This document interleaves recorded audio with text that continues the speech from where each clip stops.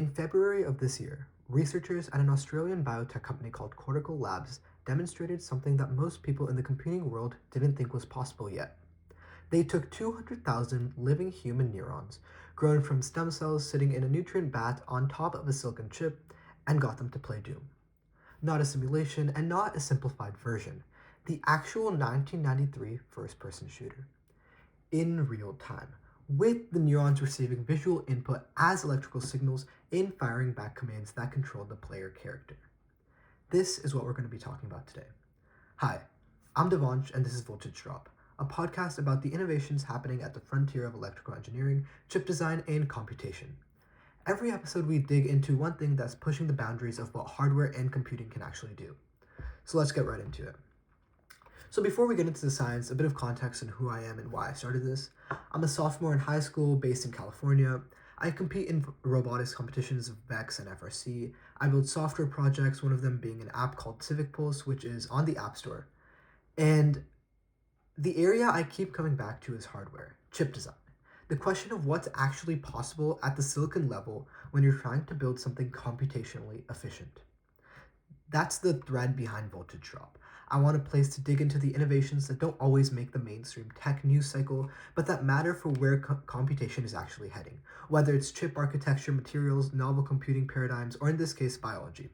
Some episodes will be solo breakdowns like this one, others will be conversations with researchers or engineers working directly in these fields. With that said, let's get back to the neurons.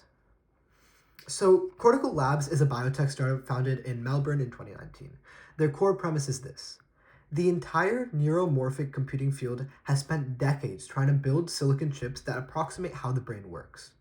Cortical Labs has looked at the effort and asked a different question. What if instead of imitating neurons in silicon, what if we just actually use neurons?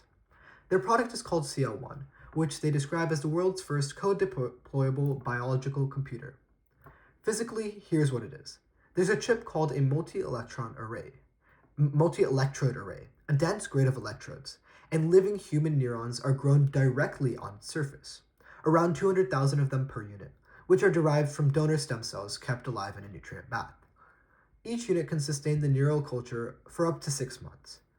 The electrode array works in both directions. It can deliver electrical pulses to the neurons, and it can record the actual electrical signals the neurons fire back.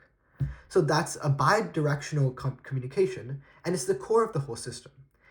It's how the biology interfaces with the software. And in this demonstration, the software is the 1993 first-person shooter that the internet has spent nearly 30 years finding increasingly absurd ways to run. So let's get into the backstory of Cortical Labs. In 2021, Cortical Labs debuted an earlier system called DishBrain, which was around 800,000 neurons on a chip. And they trained it to play Pong. That in itself was significant, but Pong is a constrained problem. The ball moves left, so you stimulate the left side electrodes. The paddle responds. It's a near direct input-output relationship. However, Doom is a fundamentally different challenge. It has a three-dimensional environment, enemies that navigate and attack, weapons to manage, corridors to explore. The researchers described it as having to solve the interface problem, translating a visual dynamic game into electrical stimulation patterns that neurons can meaningfully process. The solution they landed on works like this. When an enemy appears on the left side of the screen, the system stimulates electrodes on the left side region of the neural culture. The neurons respond with their own firing patterns, and those patterns are interpreted as in-game actions. They move, turn, shoot. A specific firing pattern triggers one action. A different pattern triggers another. And the loop runs continuously. Stimulate the neurons, read their responses, execute the actions, update the game state, and repeat. What makes this more than just a lookup table is that the neurons are learning. The system applies a form of reinforcement learning. The neural culture receives implicit feedback about whether its actions are producing a good or bad outcome, and its firing behavior adapts over time. Cortical Labs' chief scientific officer, Brett Kagan, described it as adaptive real-time goal-directed learning. That's a specific technical claim, not a headline. To be clear about where the performance is right now, the neurons are not good at Doom. Kagan's own description was that they play like a beginner who has never seen a computer, which is fair, because they haven't. But what Cortical Labs also reported is that the biological system reached its current performance level faster than an equivalent silicon-based machine learning algorithm running the same task. The neurons appear to be contributing something to the learning process that the algorithm alone doesn't replicate. What exactly that is remains to be an open question, and that's precisely what makes this worth paying attention to. So, the Doom demo is compelling on its own, but the reason this field matters goes well beyond this simple demonstration. The first argument is energy. The human brain operates on roughly 20 watts, less than a dim light bulb. Feng Guo, an associate professor at Indiana University who works on biological computing, estimates that producing equivalent computational output from a silicon AI system would require approximately 1,000,000 times more power. That number is worth sitting with. AI data centers are already consuming electricity at a scale that's straining regional power grids, right? We've seen this in a lot of different cities, in a lot of different countries, and it's been a pretty big problem. If biological computing can deliver even a fraction of that efficiency advantage for specific workloads, it becomes a serious engineering proposition, it switches away from being an academic curiosity.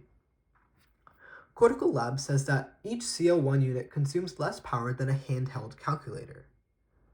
They've now announced 2 biological data centers, one in Melbourne housing 120 CO1 units and one in Singapore. The scale we see is still pretty small, but the point isn't the scale yet. It's that the model is moving out of the lab. Now, the second argument is about what biological systems might be uniquely good at. Neurons are inherently parallel, continuously adaptive, and, as a result of evolution, well suited to handling noisy and ambiguous real-world input. There may be problem domains where that architecture isn't just more efficient than silicon, but produces qualitatively better results. However, that's still speculative, but it's a grounded speculation. There's also an application in drug development that I think is underappreciated in how this technology gets covered. Between 93 and 99% of all neuropsychiatric drugs fail in clinical trials. A programmable platform of living neurons gives researchers a way to directly observe how neural cultures respond to compounds. In real time, without animal models, without human subjects at initial stages, that's a significant tool for a field with that failure rate. And there are ethical dimensions that are going to become increasingly important as this technology matures. The neurons in CO1 are derived from stem cells, and they've never been part of a conscious organism. And current scientific consensus holds that simple neuronal cultures don't have the complexity required for consciousness or any other form of experience. But that's a line that researchers are monitoring, and it's a conversation the field will need to have more explicitly as these systems scale. So, I want to close with a framing that Cortical Labs' CEO used to describe the CO1. He called it a reverse Neuralink. Neuralink's approach is to implant silicon into a brain and use the brain's neurons to interface with the machine. However, Cortical Labs inverted that entirely. They put the neurons onto the chip and gave them a silicon body to compute from. That's not just a different product, it's a whole different theory about which side of biology silicon interface you should trust more. And the fact that the Doom interface was built by an independent developer with almost no background in biological computing in about a week, using a Python API that signals that this platform is designed to be accessible. It's not just locked inside a research lab. Cortical Labs is actively inviting developers and researchers to build on it. So, will biological computing replace GPUs? No, not in any near-term scenario.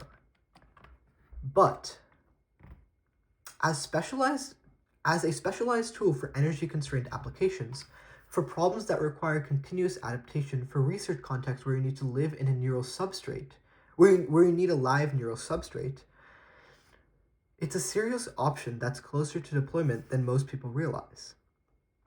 Anyways, that's one episode of Voltage Drop. I'll link the Cortical Labs demo video and the original 2022 Dishbrain paper in the description. Both are worth reading if you want to go deeper onto the technical side. Next episode, I'm planning to cover neuromorphic chips, specifically Intel's Loihi architecture, which is essentially the silicon answer to what Cortical Labs is doing with biology. It's a natural follow-up, and if you know anyone who's working in biocomputing or neuromorphic hardware that would make a good guest on this show, I would genuinely like to hear from you, so please comment. I'm Devansh, and this is Voltage Drop.